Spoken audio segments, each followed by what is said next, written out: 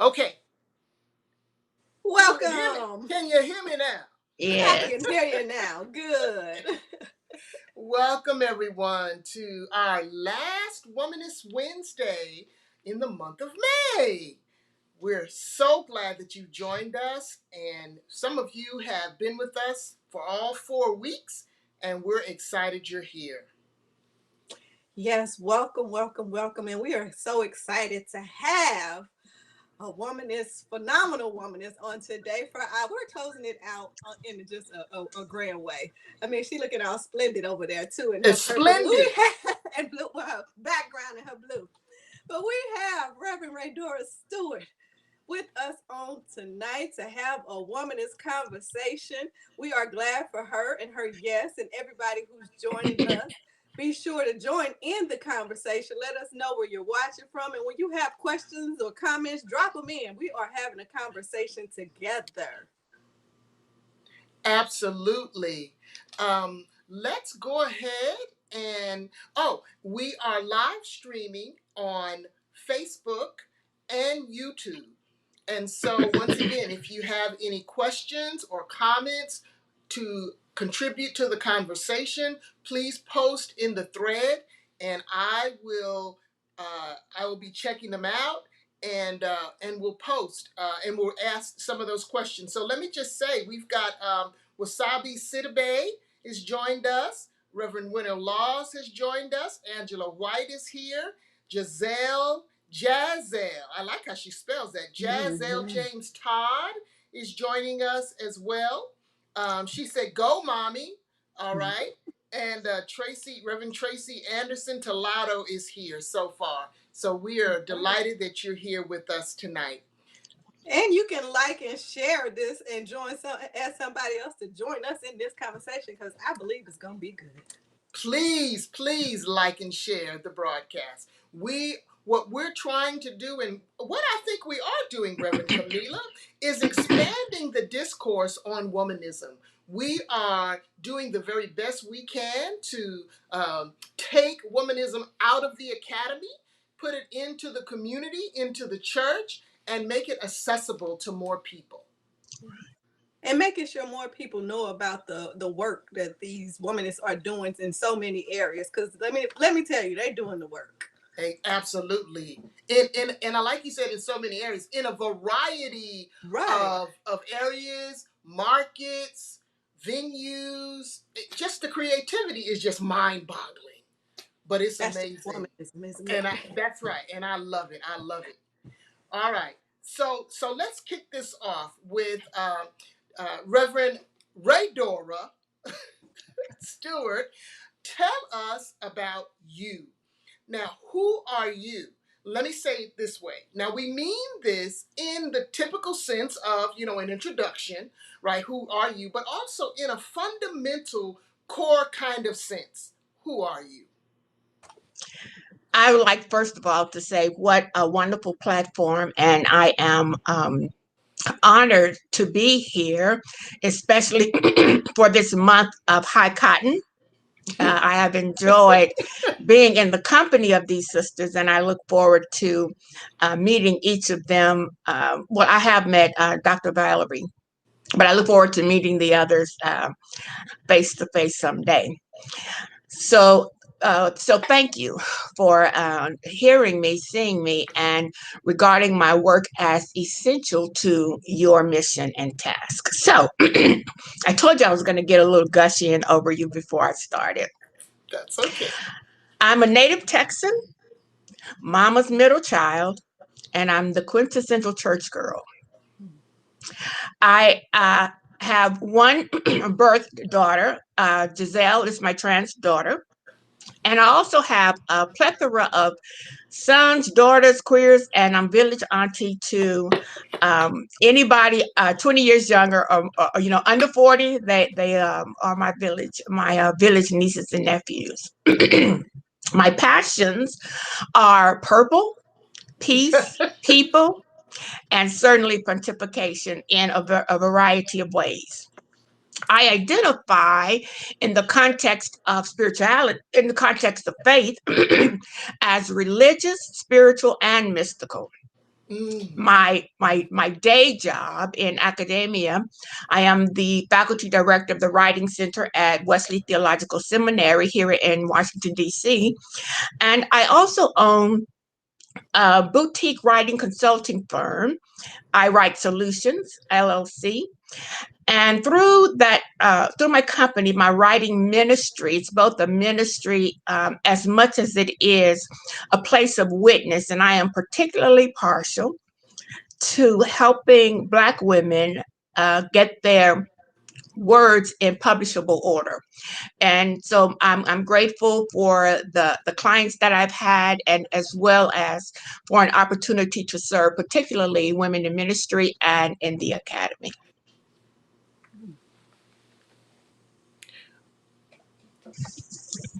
All right. I think that's All it. right. Thank you. She said, "That's it." Yeah. And so, how does womanism inform your life, your ministry, and your scholarship or your writing? Well, first of all, I think Southern girls are born with the womanish kind of ways. It's our DNA. We were wise beyond our years because we had to be. And so I grew up always with an ear to the women talking at the table. I always had a sensitivity to how Black women ran things and did things and rescued people and created community. And so my Southern girl ways, I think, informed my womanish kind of ways that Alice Walker understands and that she writes about, and created that four-part definition of what womanism and womanist is and means.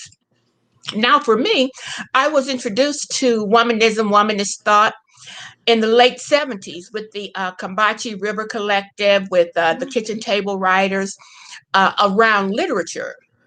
And womanist and womanism at that point, we really participated in telling our story. And our story, while it did include stories of faith, it more so included stories of our liberation, our presence, our existence. And so my introduction to womanism and womanist as a practitioner began as in the late 70s as a poet and a public speaker and a dancer and all those kind of ways. Now, my womanist ways most show up, I would say, in that I always have enough for extra hospitality. It's like you don't have to tell me you're coming. You can just show up, and I guarantee you, I can fix something to eat, or if it's not already cooking. And I have audacious activism, which means I'm the one to say, wait, hope, stop. Anytime I see someone, especially in a public sphere, being confronted and somehow attempted to be erased or dismissed in some way. So I am she who will put myself between an aggressor and one who is showing distress. And I just live bodaciously. I kind of wake up every morning with my to-do list, and I'll put it on pause if a baby comes by and we want to dance. And so that's what I do. So I live bodaciously when I'm in the world, and in the world I mean just alive and breathing. Now, I became aware of womanist theology and ethics through the American Academy of Religion, that group, and the works and words of Mother Katie Geneva Cannon, and the works of the women who we were introduced to and were called to read and to study. And so I would say that when and everywhere I enter predates womanist rhetoric as we know it in theology, in society, and its culture. It's in my DNA. Mm. Yeah, absolutely. I love what you said about living bodaciously. Yeah. Please say just a little bit more about that. I'm not easy to ignore. And if you choose to ignore me, you have to work at it. I'm 5'9". I'm chocolate and thick, and I only wear purple, but not to be noticed, but it's just my soul color. Mm. And I'm the first to speak when I walk in the room. I'm the last to say goodbye when I exit the room. I notice others and affirm, and the first words out of my mouth will likely be affirming and witnessing something that is grand, just to say, I see you. The God in me just sees you, and I want you to know that you're seen. And this is whether or not it's with for instance, when I walk down the street and I see the young brothers sagging and bagging and looking swole, I always say, "Hey, son, how you doing? Hey, love, how you doing?" And they become, "Yes, ma'am, yes, ma'am," and they begin to tuck at their pants and correct what they know may be offensive to me, which Yeah. is not really, because I understand it.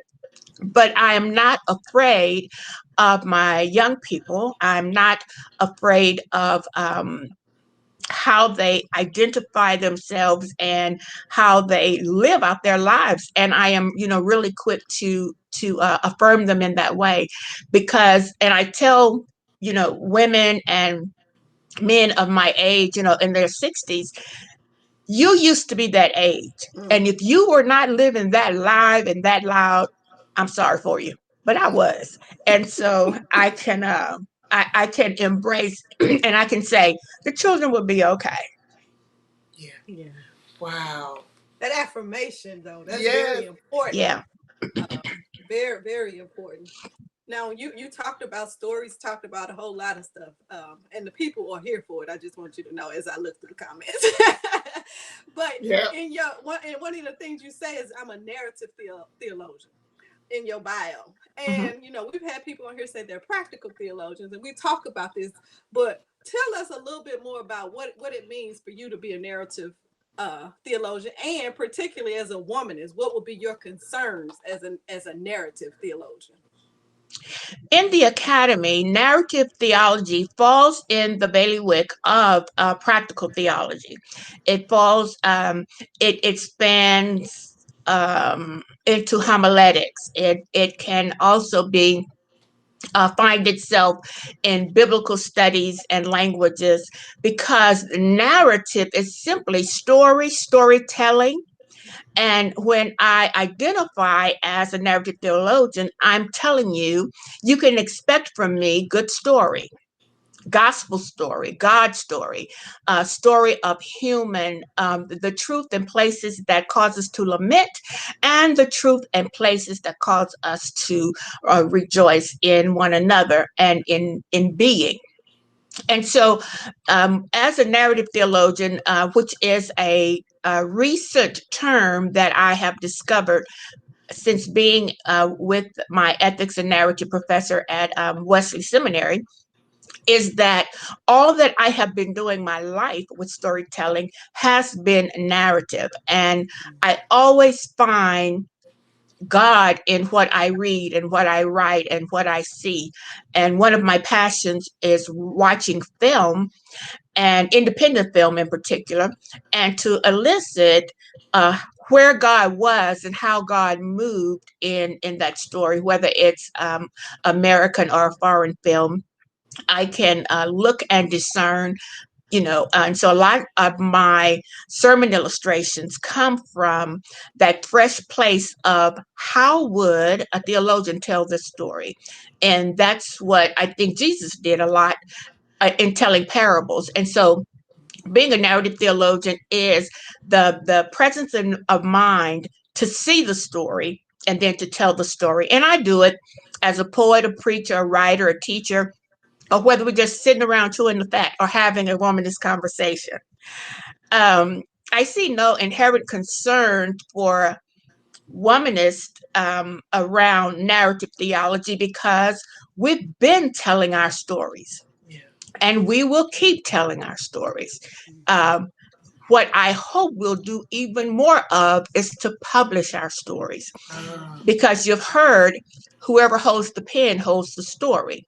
Yeah. And that's why I'm excited whenever I get a client, a Black female client, a Black womanist client, to whether she's doing dissertation work or book work, because we are telling the stories, and I am excited to do the work that I do.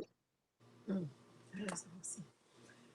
Whew, okay, so another one of the many things you do is you have a podcast, and it's called "When God is Black and Disabled." Just the title alone, just go.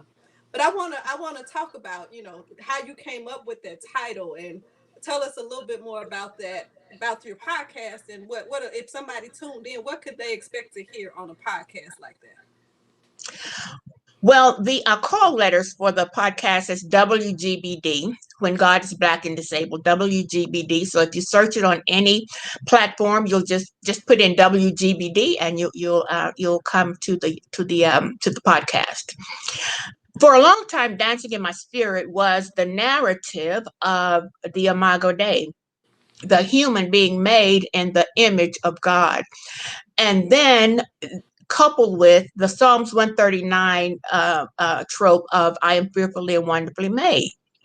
When I look at those two passages or that theology, I said to myself, well, if I'm made in the image of God and I'm fearfully and wonderfully made, then God is Black and disabled and woman, and got thick hips and a small waist, and all of that. And in doing the work around disability, I had the aha moment that I needed to find my tribe, because in the academy, the majority of my committee members and my colleagues and conversation partners were not Black and disabled, and were not Black, even though we were part of a disability collective. And so I needed to find my tribe. When the Columbia University Center for African American Religion and Politics and Sexuality put out a call for the Rapid Response Grant that was funded by the Henry Luce Foundation, I submitted a proposal to fund the podcast. And that was to call Black women of various faiths, religions, and spiritual journeys, whether they were disabled or were living with chronic illnesses, regardless of age, diagnosis, and desires, both clergy and laity. I called them together to talk with us, to talk with me, to talk about being Black and disabled. And the first season, which was 3 months long, I was booked with interviews within 30 days, and the production was underway. What was important to me in this endeavor was to I felt that it would be most ethical if the crew producing the podcast was also disabled. And so everybody except my sound editor is Black disabled woman. I Wow. wanted a Black disabled or a Black woman or a disabled woman or a disabled man to be my on my crew as the editor, but no one responded to my calls. And I put the calls out for both the guest and the staff and the crew on social media. And that was the only position that no Black person, no disabled or woman applied, but a Black man replied, and he is the one who's been doing a wonderful job in doing our editorial work. And so when you visit the podcast, you can expect to hear story, our narrating our own story, correcting myths and stereotypes about disability, liberating stories, and stories which define our defining and redefining ourselves as disabled, but more than our disability. I don't know of anything else out there like what you just described, Reverend Raedorah. Is there anything else out there like this? There are. I haven't found a podcast to that measure, and there are Black women podcasts, Good. podcasters, and I love them. We engage, but as far as there being the conversation between Black woman and disabled, I haven't found her. And if she's there and she's listening, I definitely would like to collaborate with you. And I could find Black women, I could find the disabled group, and I could find faith people, but I can't find them all together, and I'm them all together. So I had the vision to do this, and I'm forever grateful that the vision and the funding came within short order. You created a tribe. Yeah, Yeah. yeah, And You that's so created your important. own table. yeah, Yeah, exactly. Exactly. Which we're always talking about. Finding your tribe and creating your own table. yeah. Um, yeah. Now, I do have a question. Have you received any pushback from your title, right? Black, God, Black, and disabled. Any pushback? If so, what kind, and how do you No, handle it? yeah, no pushback. It's just been the inquiry of what do you mean God is disabled? When you define disability as a departure from what is common ability, that is disability. My latest peer review article in Theology Today, I'm sorry, no, in Unbound, it's a Lenten devotional in which I wrote about disability of Jesus on the cross, having broken body, broken spirit, broken mind, and being disabled. And through his disability, salvation comes. And so when I think about being made in the image of God, serving in the image of God, and being broken according to common ability and common understanding of what it is to be 10 fingers, 10 toes, and whole, I press the issue that if God, creator in whom we live, move, and have our being, didn't intentionally make disabled people, who made us? There is no other. And so, just as the incarnate God or the God's representative is in the fit it's also in the disabled who identify as being, you know, made in God's image and made fearfully and wonderfully and not Mm, accidentally. So mm, when I get the questions, I think it's more for clarification as opposed pushback. And you know, and if there ever is pushback, I have I'm preparing to do exegetical work on disability and with the podcast. The first Sunday of each month, I actually do a teaching around disability, and it's a biblical, you know, narration around a disabled person and highlight their presence and their participation in community. Mm. wow. We have one of our ministry partners, Angela White, says, "I have found my tribe!" Exclamation point. And Angela, if you care to write a little bit more about what you mean by that, I'll be sure to communicate that. I just want to read just maybe a few of the comments that we've gotten Mhm. so far. Um, Reverend Verzola Law talks about wise beyond our years. She reiterates what you said, wise beyond our years because we had to be. Right. Um, Live bodaciously, purple for for real. She says, someone said wasabi Sidbay says my soul color. People were resonating when you talked about purple as your soul color. Uh, our ministry partner, Reverend Tracy Anderson Tolado, she too loves purple. In fact, her hair is purple. At least it was the last time we saw her. Yes, so she's really resonating with that. Um, We have a new Wasabe says, comment. I appreciate how you shared that it is in your DNA as a heart posture, talking about womanism, being self Mhm. identified as a heart posture. And I believe that is the reality for many. I want to share with you also what Lori Person Boehner said. She said, I Okay. heard one of your podcasts and it brought me to tears. Wow. Although I was disabled, I never embraced the idea that I was disabled. I saw my disability as something to hide because I don't look sick. I hide my walker. I lean and smile for the camera. I decided after I fell last week for the third time in 3 weeks, I have to face the fact that I'm disabled. Wow. Welcome to my world. It's our world. Let's create it together. I hope both of those sisters will contact me and be a guest on the next season.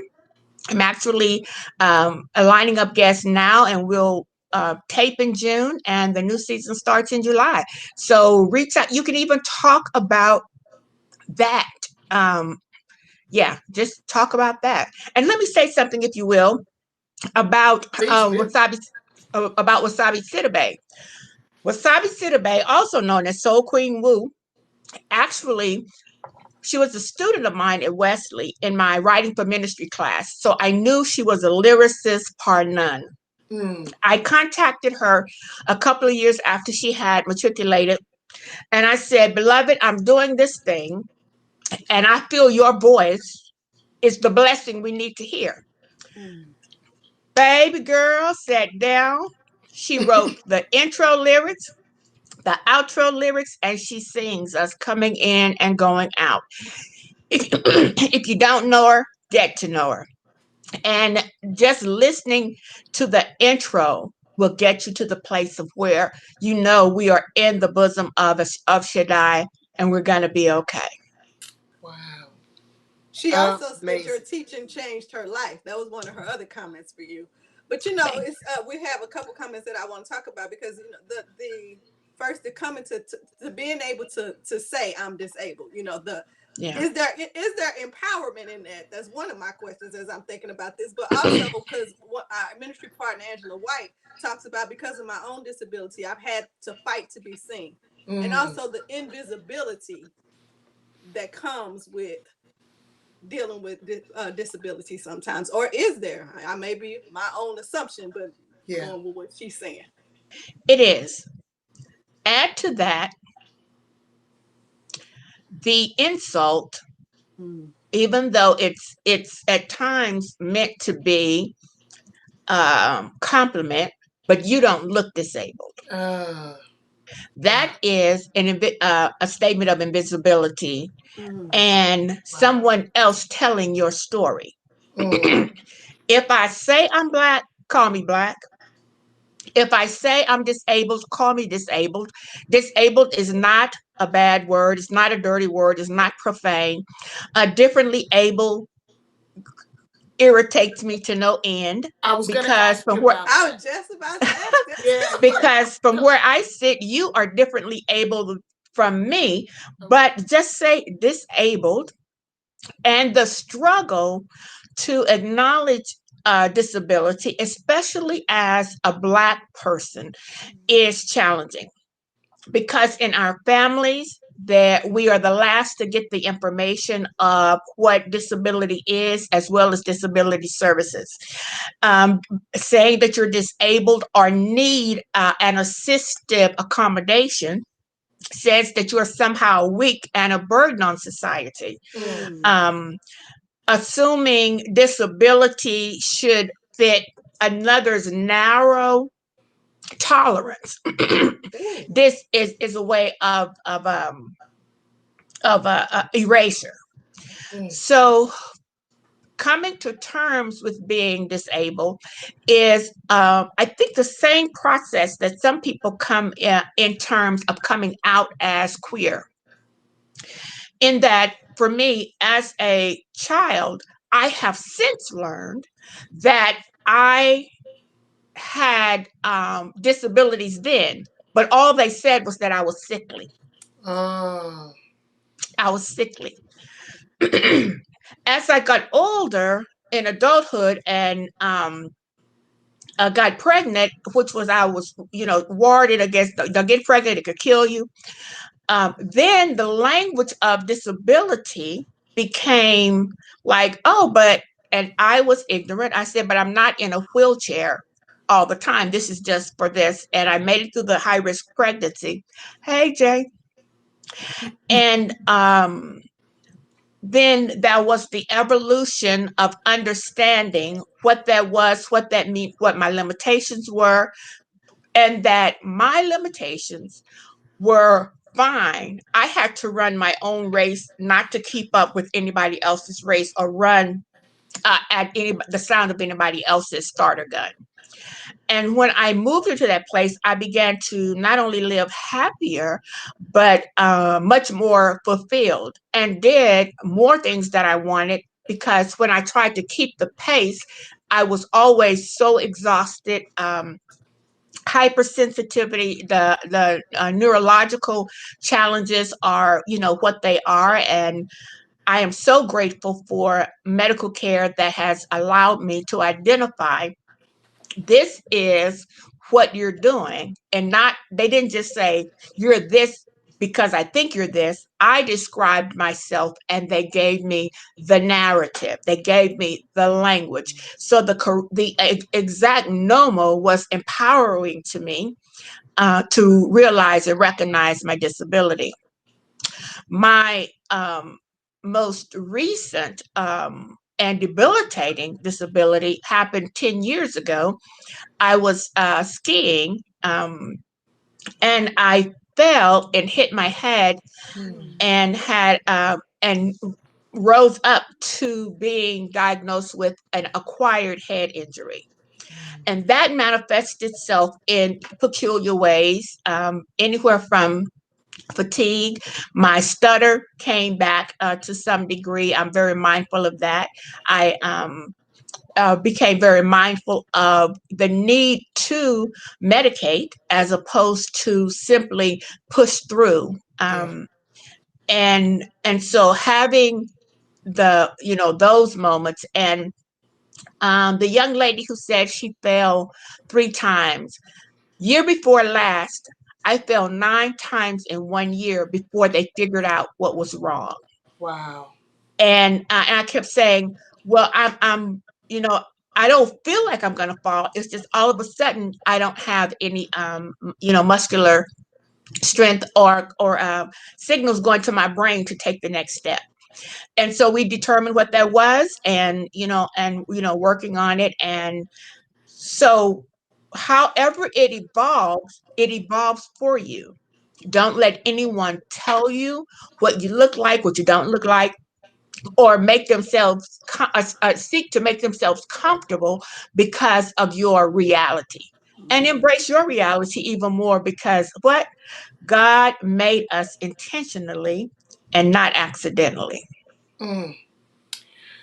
Oh my I got one goodness. more question. I'm sorry, Mhm. because I'm just thinking about this. Okay. This is as we're sitting here having this conversation. I'm like, this is a conversation we don't necessarily have in church. Mhm. Yes. No, we A don't. place where a lot of people who have disabilities show up every week. Every week. That's right.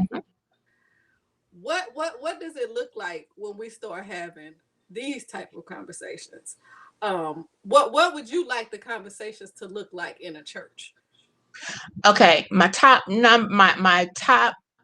um don't do this anymore list include: don't drag a disabled person to the healing line or to the altar call, Come or on. throw Come your on. body with your anointed self on them in their wheelchair or assistive aids.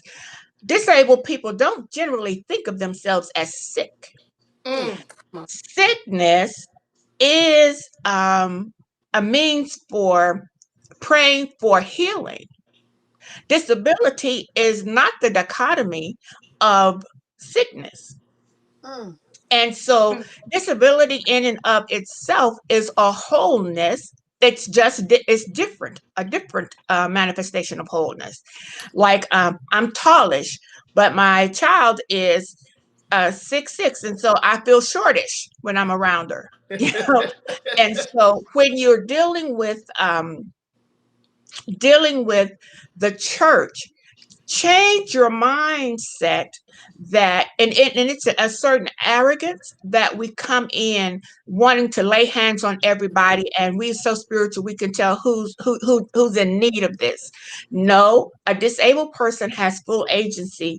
And if I say, pray for me because I have a cold, pray for me because I have a cold, not to see, Mm.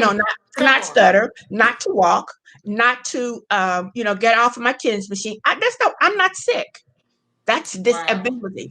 My sickness is falls into that place of where being cured of that thing brings me back to my wholeness and to my normalcy. mhm. Um, Mm. so that's a big thing. I've heard the church say that, oh, churches are exempt from building modifications.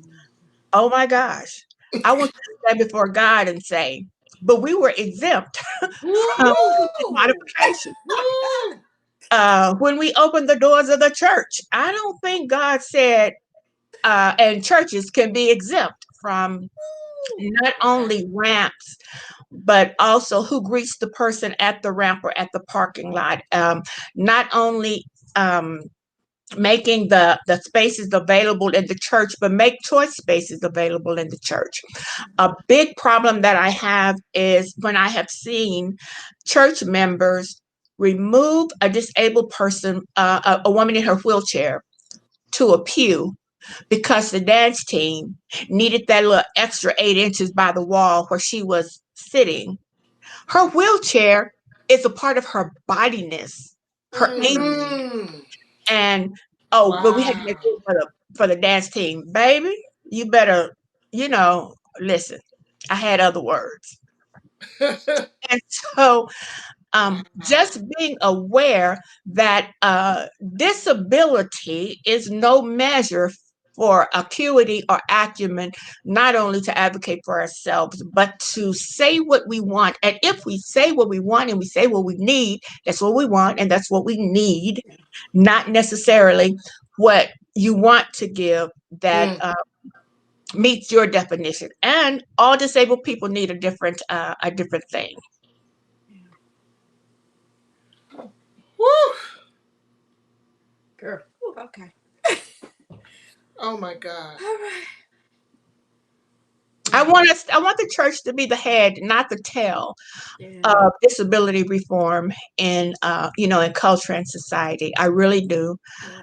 Um, and the church collective can, being the voters that we are, being the activists that we are, we can do this. This is justice work. This is liberation work.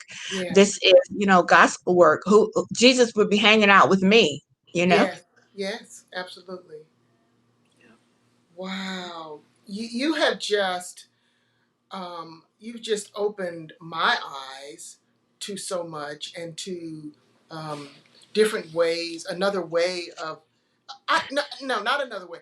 You have elevated my consciousness. That's what I'll say. My Okay. consciousness around disability and Black women in particular, right, and disability. And I want to thank you for that. Yeah. Yeah. Oh Absolutely. my goodness. Ooh, okay.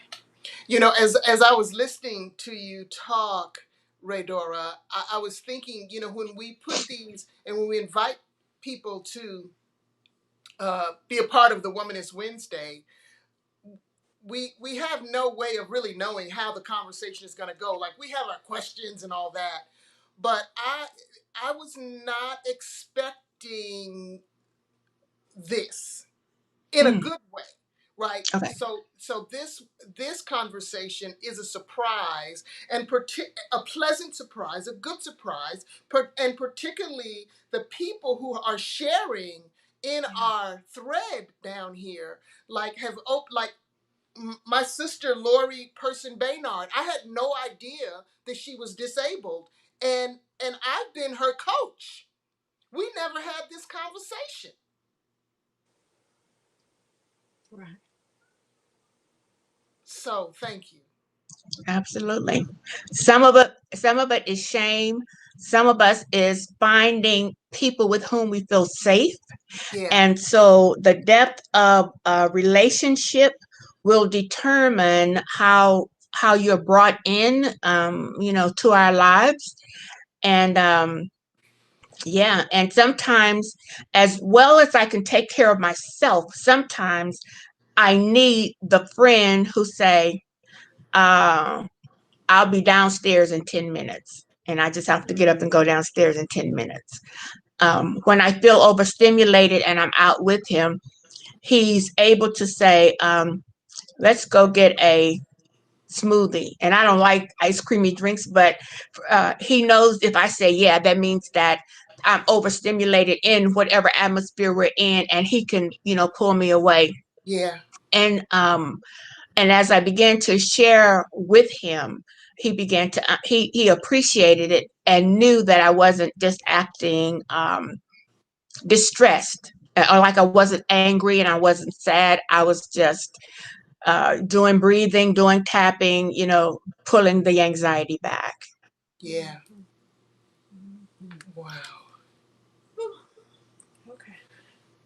Do we feel like we want to move to the next question, Reverend I want Camila? to see if she have any because I want to make sure she have all the space before we shift Okay. anything to say Okay. is anything else Yeah. because you helping folks on tonight. You absolutely are. You absolutely are.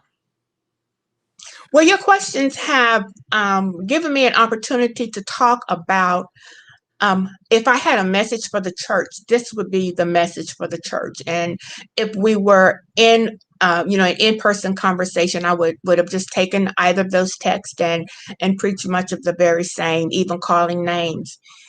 The other piece that I want to talk about is that I am writing a choreo poem to take this conversation on the road, if you will. It will be with Black women of faith in different spiritualities with disabilities and chronic illnesses. Some of the narratives from the podcast will be a part of it with permission.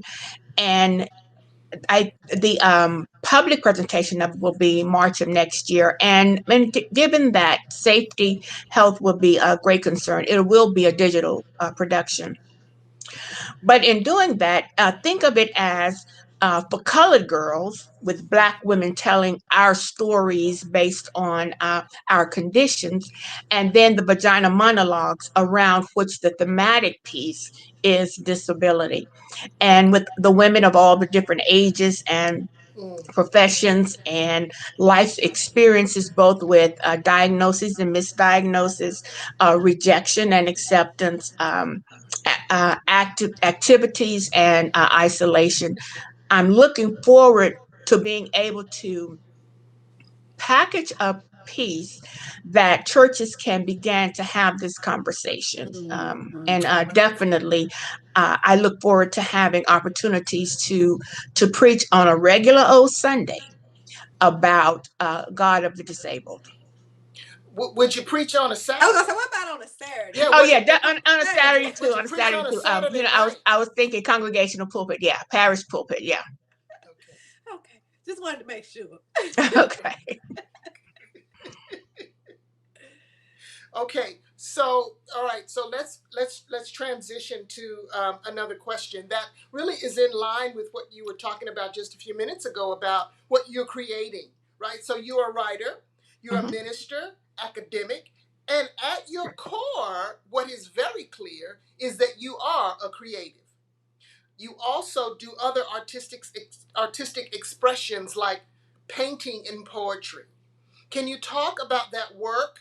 Um, and how you integrate it with your other work. And while you're thinking about how you're going to respond, I want to put up the picture that's behind you for other people to see the fullness of it. So just hold on, beloveds. Okay. I'm getting that right now. Okay, here we go.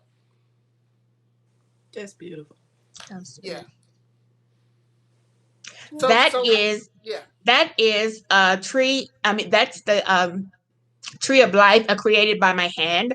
So the five fingers or the five branches of the tree is actually a projection of my hand. And this is very textured. First of all, it's huge. It's my largest piece to date. It's a 4x6 plywood, so it's large and heavy. And the painting is acrylics. And when you are up on it, you can see much of the detail around the tree planted by the rivers of water. You could see the jacaranda, um, the jacaranda leaves on the trees here are textured as well as multiple colored. And the mountains, the African mountains, and sunrise and sunset in the area above that, and the spirit, which is the silver movement you have throughout across the whole piece. And if you look really, really close at the very top, you can see textures of imprints coming through the painting, and those are our ancestors forever Mm. watching over us and guiding us.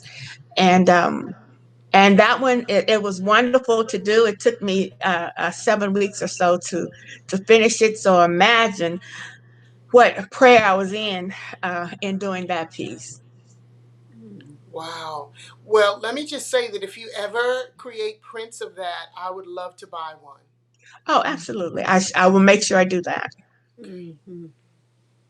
You know, the first time I was when we talked yesterday through the run through, I said the first time I ever saw her speak was at an AAR Academy of Religion and Arts or whatever uh, conference, and I said I saw her present and she was so good. And you actually was presenting about your artwork, but it was Mhm. in a religious conference.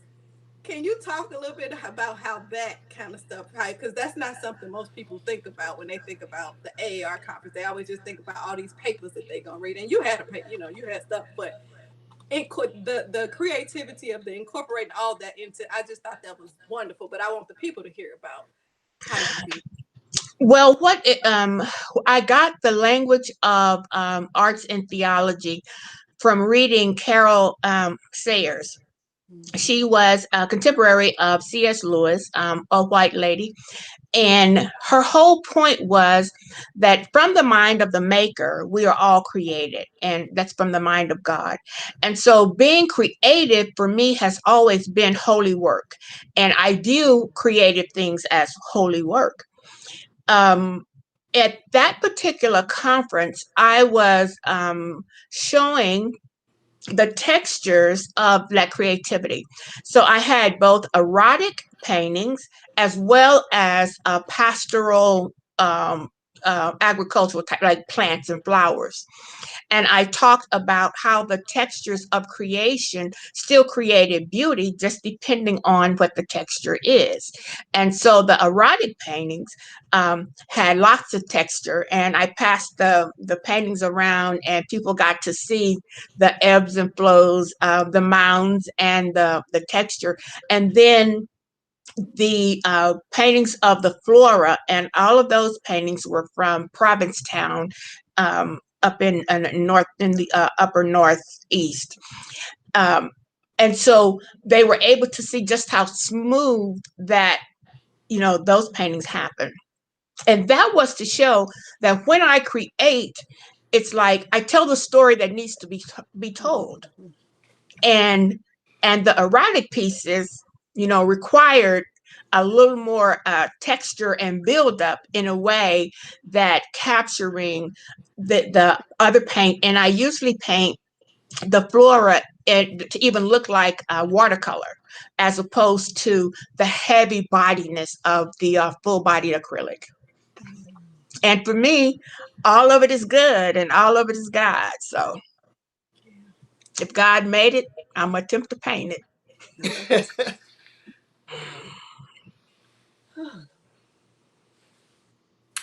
So we've got about 9 minutes. Got just two more questions. I'll take one, and then Reverend Camila, you can have that last one. So the country is going back, is opening up. People are going back to work. What does that mean for people living at the intersection of race, gender, sexuality, and disability? I can tell you what I hope it means. I hope it means now employers can see that creating accommodations for full-time employment of persons with disability is definitely a doable, viable, cost-efficient option. Because for so long we were underemployed or unemployed because working remotely wasn't viable. And so most disabled people find themselves in a financial quandary or financial desert or financial sensitivities. And overnight, every accommodation that we had to battle for, ask for, plead for, was afforded to abled employees. Yep.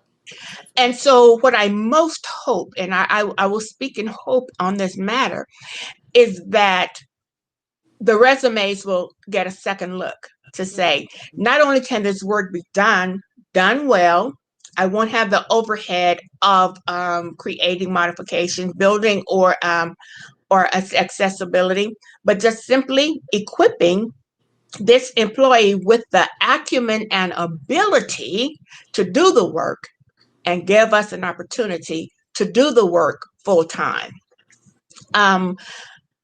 Beyond that, when the kerfuffle and the dust, the dander dies down, we will grieve the losses among the disabled community.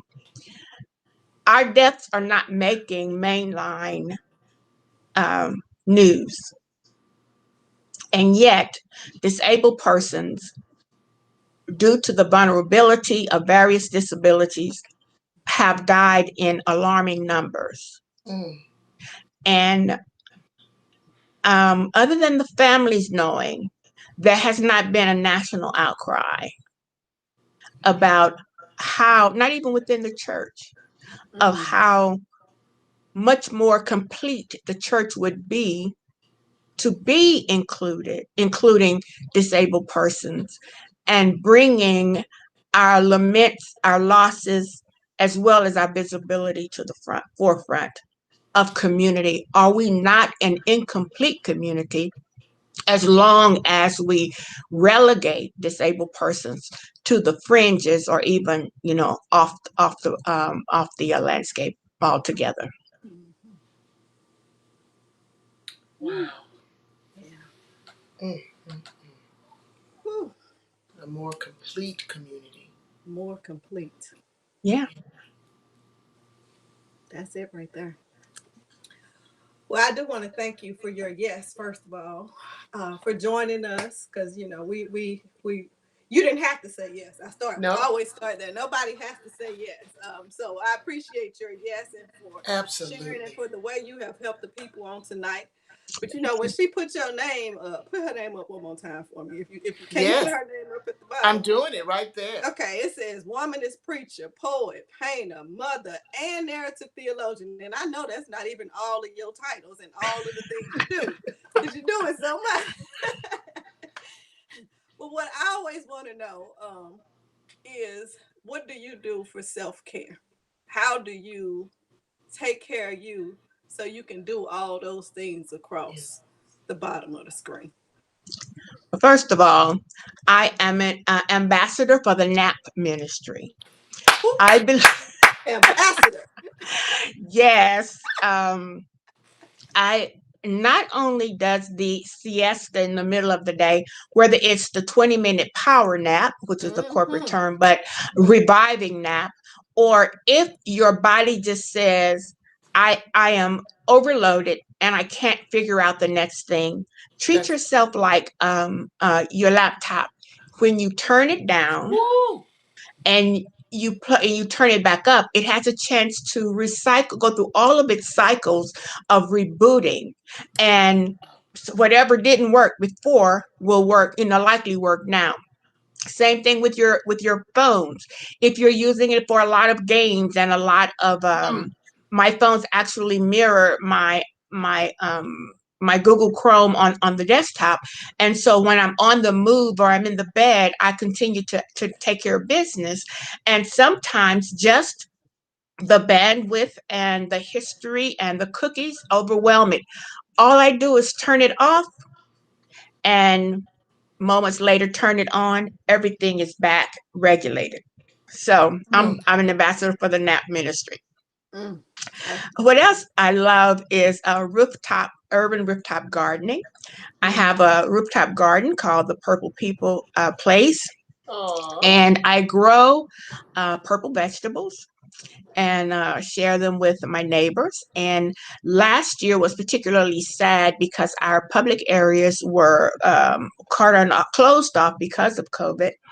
And so for a year, my garden took a nap. mm, Um, and this year, I was so excited to plant just before Easter and before Good Friday. And, on my Instagram, every other week or so, I'll say, oh, look what the babies are doing and how things are coming along.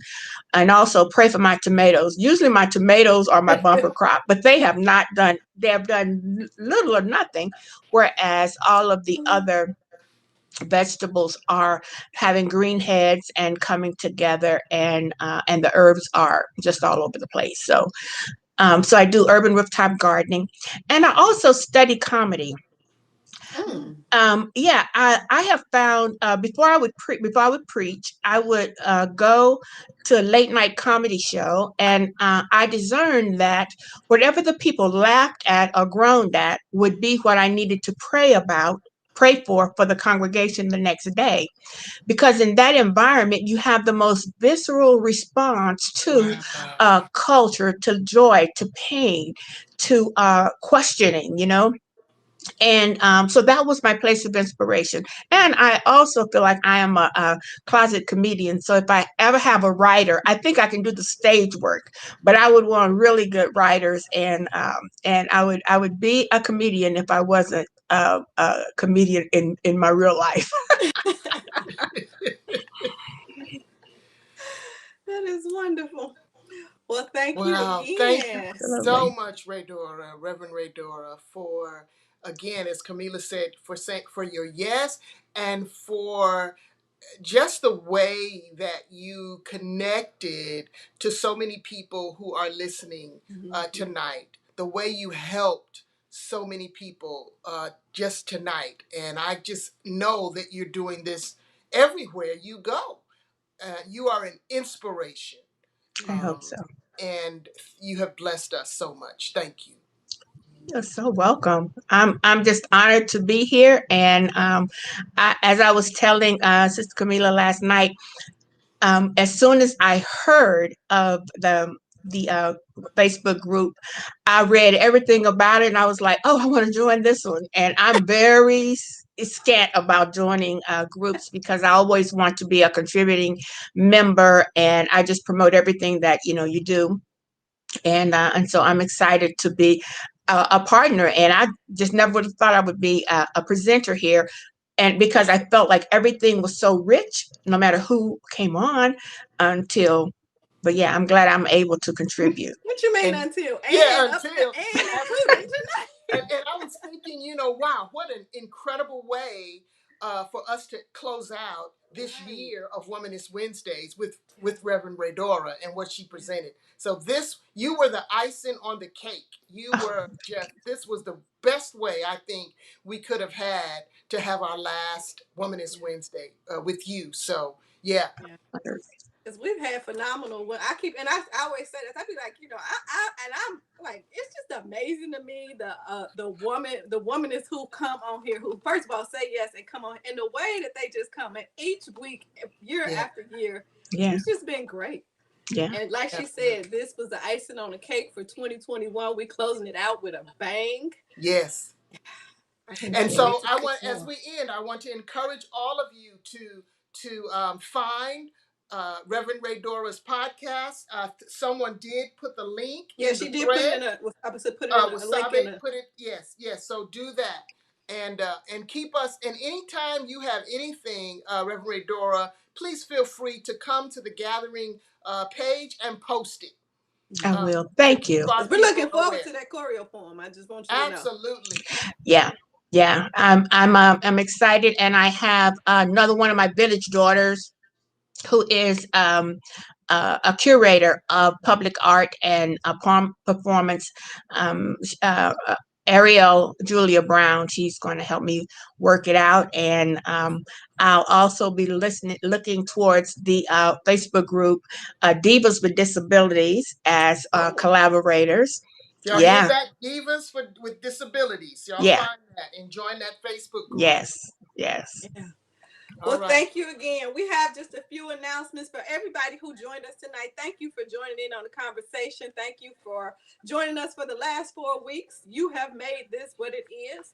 We do want you to know that coming up in June, we have our first Purple Table Talk of 2021, and it is the Journey to Freedom. I can't read. Resisting Shame. I was like, I forgot the title. Releasing Shame. Releasing Shame. I can't read that, Dr. Ari. I'm sorry. And I know the title. Releasing Shame. Releasing Shame and Fear to Become Whole. Right. And this is a Black LGBTQIA perspectives. Everybody on the panel is all Black LGBTQIA, including our moderator who is our Minister of Congregational Care, Reverend Winter. So this will be on June 23rd at 7 p.m. and they'll be on Zoom, but we'll be broadcasting it here on Facebook. So you would want to join that conversation because I think it is going to be phenomenal. Yeah. I also want to let you know that we are going to have our book. Oh, she went to Saturday. So let's go with Saturday. So coming up this Saturday, if you have not joined us for a Saturday worship, you could join us this week. This week we have a guest preacher, Reverend Brittany Pascal, and she is going to be preaching for us. Our services is at 6 p.m. Central Standard Time. We are on Facebook, on YouTube. It's a 1-hour worship. You should come. Trust me, we always have a good time. And then I want to also throw out there that in June, the first Tuesday in June, we will be starting our book study on the book Cast. This book study will be going throughout the whole summer. You can join in every Tuesday at 7 p.m. If you go to thegatheringexperience.com, The information for everything I'm talking about on the calendar page is right there. You can see the links and everything.